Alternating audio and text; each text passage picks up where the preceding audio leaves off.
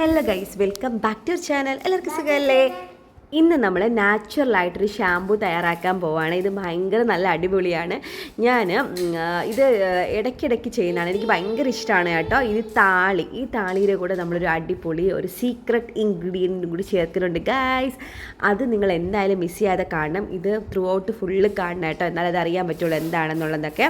ഇത് അടിപൊളിയാണ് കേട്ടോ. നമ്മുടെ ഹെയർ ഗ്രോത്തിനും മുടിയുടെ താരൻ പോകാനും എല്ലാം ഹെൽപ്പ് ചെയ്യും. മുടിയുടെ ഫ്രിസ്നെസ് മാറി നല്ല സോഫ്റ്റ് ആവാൻ ഒക്കെ ഹെൽപ്പ് ചെയ്യും. മുടി ഒരു നാച്ചുറലായിട്ട് തന്നെ മോയ്സ്ചറൈസ് ആക്കി വെക്കാനും എല്ലാം ഹെൽപ്പ് ചെയ്യുന്നൊരു സംഭവമാണ് ഈ താളി എന്ന് പറയുന്നത്. അപ്പോൾ നമുക്ക് എന്തായാലും ട്രൈ ചെയ്ത് നോക്കാം.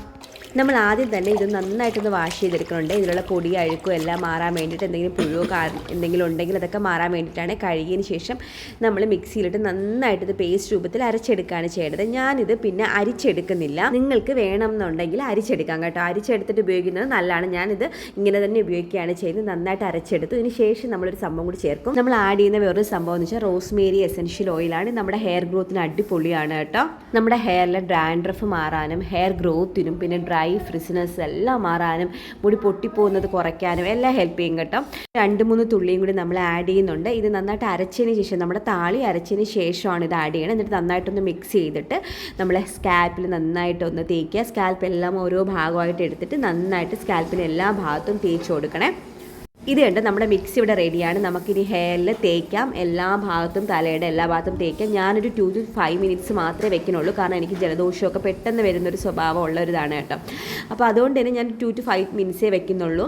അത് നമ്മുടെ ഹെയർ നല്ലതാണ് കേട്ടോ. അങ്ങനെ ഇനി നമുക്ക് തേക്കാം. ഞാനിത് കുറച്ച് ഓരോ ഭാഗമായിട്ട് എടുത്തിട്ട് അങ്ങ് തേക്കുകയാണ് ചെയ്യുന്നത്. ഇത് കുറച്ച് ലൂസ് ആയിട്ടുള്ള കൺസിസ്റ്റൻസിയാണ്. അപ്പോൾ നിങ്ങൾ വീടിനകത്ത് വെച്ച് തേക്കുമ്പോൾ സൂക്ഷിക്കണം കേട്ടോ. ഇത് ഞാൻ കുറച്ചൊക്കെ തറയിൽ വീണ് എനിക്ക് തന്നെയാണ് ജോലി. ഇത് വേറെ കാര്യം. എനിക്കിത് തുടക്കണം അതും കൂടി. അപ്പം ഒന്ന് നന്നായിട്ട് തേക്കുക. എന്നിട്ട് നമ്മളൊരു 2 to 5 മിനിറ്റ്സ് റെസ്റ്റ് ചെയ്യുക. എന്നിട്ട് നമ്മൾ വാഷ് ചെയ്യുക. എന്നിട്ട് വാഷ് ചെയ്തിട്ട് വരാവേ. ഞാനിത് വാഷ് ചെയ്തു. എനിക്ക് നല്ല ഇഷ്ടപ്പെട്ടു കേട്ടോ. നല്ല ഹെയർ നല്ലൊരു സ്മൂത്ത് ആയിട്ടിരിപ്പുണ്ട്. മോയ്സ്ചറൈസ് ആക്കി തന്നെ വെച്ചിട്ടുണ്ട്. എനിക്ക് അടിപൊളിയായിട്ട് ഇഷ്ടപ്പെട്ടു. നിങ്ങൾ എന്തായാലും ട്രൈ ചെയ്ത് നോക്കണം കേട്ടോ.